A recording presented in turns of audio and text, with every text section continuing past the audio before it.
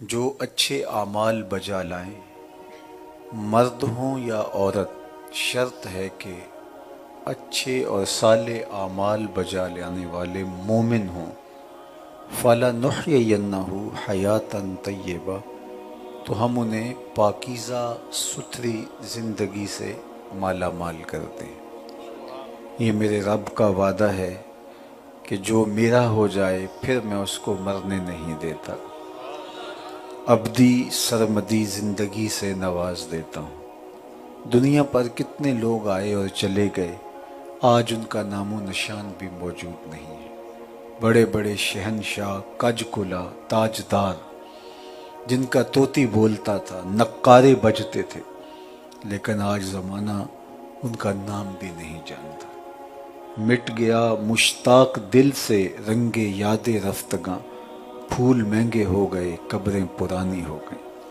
کتنے لوگ تھے کہ جب چلتے تھے تو ہٹو بچوں کی صدائیں آتی تھی، حق نقارے بجتے تھے، اور کس طرح سے ان کے استقبال ہوتے تھے۔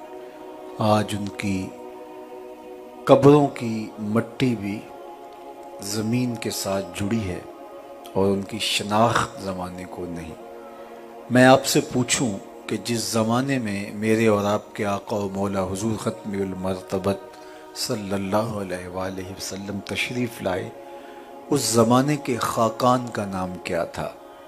تو شاید اس بھری بزم میں کوئی چند لوگ ہوں جو مجھے اس دور کے خاقان کا نام بتا سکیں۔ اچھا، میں پوچھتا ہوں کہ اس دور کے کیسر کا نام کیا تھا؟ اس دور کی سپر طاقت کا حکمران، رومن امپائر کا شہنشاہ، جس کا ناقوس بجتا تھا، تو شاید بہت تھوڑے لوگ ہوں گے جو مجھے اس عہد کے کیسر کا نام بتا سکیں۔ چلو میں پوچھتا ہوں، اس زمانے کے کسریٰ کا نام کیا تھا؟ 3150 سال تخت ایران پہ حکومت کرنے والا یہ ایک خاندان، یکے بعد دیگرے 150 حکمران اسی ایک خاندان کے تخت نشین ہوتے ہیں۔ اتنا طویل دور حکمرانی جب حضور تشریف لائے تھے تو اس زمانے کے کسریٰ ایران کا نام کیا تھا؟ تو وہ بھی بہت تھوڑے ہوں گے جو مجھے بتا سکیں کہ اس دور کے کسریٰ کا نام کیا تھا۔ اس دور کی بہت بڑی دوسری سپر طاقت اور اس کا شہنشاہ، آج اس کا نام بھی بہت تھوڑے لوگ جانتے ہیں۔ نہ کیسر کا نام یاد رہا، نہ کسریٰ کا نام یاد رہا، نہ خاقان کا نام یاد رہا۔ اور اگر میں اس محفل میں موجود سب سے کم عمر بچے سے پوچھوں کہ میرے حضور کے مؤذن کا نام کیا تھا، تو وہ سر اٹھا کے بلال حبشی کا نام لے گا یا نہیں لے گا؟ یار، کیسر روم کا نام تو زمانے کو یاد نہیں ہے، کسریٰ ایران کا نام تو زمانے کو یاد نہیں ہے، اس دور کے خاقان کا نام تو حرف غلط کی طرح مٹ گیا، لیکن حضور کے مؤذن کا نام آج بھی روحوں پہ نقش ہے۔ اقبال، یہ کس کے عشق کا فیض عام ہے، رومی فنا ہوا حبشی کو دوام ہے۔ اقبال نے کہا کہ اس دور کے شہنشاہ کا نام زمانہ بھول گیا ہے، اور بلال حبشی کا نام آج بھی روحوں کے اوپر نقش ہے۔ تو سلطنت روم کا شہنشاہ، آپ لاہور جاتے ہیں تو راوی کے اس پار جہانگیر کا مقبرہ ہے، دن کو جائیں یا رات کو، وہاں آپ کو حسرتیں برستی دکھائی دیتی ہیں۔ اب وہاں ایک پارک بن گیا ہے جس کے دم سے کچھ رونق ہو گئی، اور چھٹی کے دن کچھ لوگوں کا ہجوم ہو جاتا، لیکن خالص احاطہ جو مقبرے کا ہے وہاں وحشتیں برستی دکھائی دیتی۔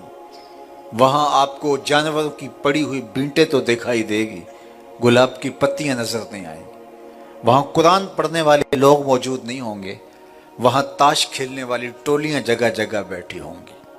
یہ بر صغیر کا مطلق العنان حکمران تھا، پوری راجدانی کا شہنشاہ۔ جب گھر سے نکلتا نقارے بجتے، آج اس کی قبر پہ حسرتیں برس رہی۔ اس کی بیوی ملکہ نور جہاں کا مقبرہ بھی ساتھ ہے۔ بادشاہ جب تخت پہ بیٹھتا تھا تو پیچھے پردہ لٹکتا تھا، اور یہ پردے کے پیچھے بیٹھتی۔ کوئی فیصلہ اسے پسند نہ ہوتا تو پیچھے سے کمر ٹھونکتی، بادشاہ فیصلہ تبدیل کر لیتا، جس کے اشارہ ابرو پہ ہندوستان کی تقدیر کے فیصلے لکھے تھے، آج اس کی قبر بھی اندھیرے میں ڈوبی ہے۔ ان کی اپنی بیٹی کا شعر لوح مزار پہ لکھا ہے، بر مزار ماں غریباں، نہ چراغے نہ گلے، نہ پرے پروانہ سوزت، نہ صدائے بلبلے۔ ہم غریبوں کی قبر پہ نہ کوئی چراغ جلانے آئے گا، نہ کوئی پھول ڈالنے آئے گا، نہ کسی بلبل نے گیت گانے ہیں اور نہ کسی پروانے نے پر جلانے ہیں۔ بر مزار ماں غریباں، آج یہ غریب بنے بیٹھی ہیں۔ یہ مطلق العنان حکمرانوں کی کہانی ہے، یہ راوی کے اس پار کی کہانی ہے۔ اب راوی کا پل پار کر جائیں، ایک لوح مزار ادھر بھی ہے۔ یہاں تو لکھا ہے بر مزار ماں غریباں، نہ چراغے نہ گلے، لیکن راوی کے اس پار لوح مزار پہ شعر لکھا ہے، گنج بخش فیض عالم، مظہر نور خدا، ناکساں را پیر کامل، کاملاں را رہنما، سید حجویر مخدوم امم، مرکد او پیر سنجر را حرم۔ ارے میں گسارو سویرے سویرے، خرابات کے گرد پھیرے بپھیرے، کبھی اس طرف بھی گزر کر تو دیکھو، بڑی رونقیں ہیں فقیروں کے ڈیرے۔ فَلَنُحْيِيَنَّهُ حَيَاتًا طَيِّبَةً، دن کو چلے جاؤ، شام کو چلے جاؤ، کڑکتی دوپہر میں چلے جاؤ، چھٹی کے دن چلے جاؤ، ورکنگ ڈے چلے جاؤ، عید کا دن چلے جاؤ، مارشاء اللہ نافذ ہو، کرفیو لگا ہوا ہو، جس موسم اور رت میں بھی جاؤ گے وہاں آپ کو ہجوم عاشقاں ملے گا۔ کچھ بد نصیب لوگوں نے امن کی ان آماج گاہوں کو اجاڑنا چاہا اور جگہ جگہ بم دھماکے کیے، اور اس کی زد میں حضرت داتا گنج بخش علی حجویری علیہ رحمہ کا مزار نور بھی آیا، اور ساری رات وہاں لاشیں اٹھائی جاتی رہیں، لیکن جب صبح ہوئی تو مسجد نمازیوں سے بھری ہوئی تھی۔ یہ وہ ہجوم عاشقاں ہے، دلوں میں رکھی ہوئی وہ محبت ہے جو اللہ نے اپنے بندوں کے لیے دلوں میں ڈال دی ہوتی ہے، یہ کبھی ختم نہیں ہونے والی۔ فَلَنُحْيِيَنَّهُ حَيَاتًا طَيِّبَةً، یہ ستھری اور پاکیزہ زندگی کا تصور ہے۔ علامہ اقبال علیہ رحمہ نے اپنی والدہ کے انتقال پہ ایک مرثیہ لکھا اور اس میں نظریہ ارتقاء پیش کیا۔ ایک تو نظریہ ارتقاء ڈارون کا ہے، جس میں وہ کہتا ہے یہ پہلے بندر اور پھر مہذب ہوتے ہوتے انسانوں کی موجودہ شکل میں ہیں، تو وہ انسان کی تاریخ اتنا لے گیا، حالانکہ قرآن نے لَقَدْ خَلَقْنَا الْإِنسَانَ فِي أَحْسَنِ تَقْوِيمٍ، انسان کے عالی شان آغاز کی کہانی بیان فرمائی۔ بہرحال وہ ایک تو وہ نظریہ ارتقاء ہے، لیکن اقبال نے جو نظریہ ارتقاء پیش کیا ہے وہ دوسرا ہے۔ وہ کہتے ہیں ہر شے کی فطرت میں نشو و نما کی آرزو رکھی گئی ہے، وہ ہر شخص جہاں ہے وہ اس سے آگے بڑھنے کی ایک فطری تمنا رکھتا ہے، اور وہی تمنا اس کو متحرک اور فعال کیے ہوئے ہے۔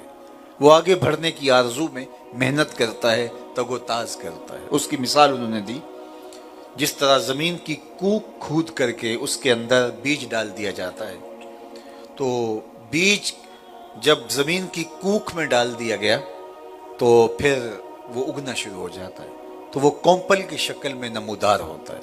تو بیج سے بہتر شکل کومپل کی، کومپل سے پھر تنا بنا، تنے سے شاخیں، شاخوں سے پتے، پتوں سے کلیاں، کلیوں سے پھول، اور پھولوں سے پھل۔ تو یہ تدریجاً اس کا ارتقاء تھا، ہر شکل سے آنے والی شکل بہتر تھی۔ اب پھل جب بن گیا تو اس سے بہتر شکل اس عالم رنگ و بو میں اس بیج کے لیے نہیں تھی، تو وہ پھل پک کر دوبارہ پھر بیج بن گیا، اور پہلے ایک بیج تھا، اب کئی بیج بنے، اور اب وہ تہے مزار آیا، تہے زمین آیا، تو وہ باغ بن کے ہوگا۔ تو جب ارتقاء کے مراحل ختم ہو جاتے ہیں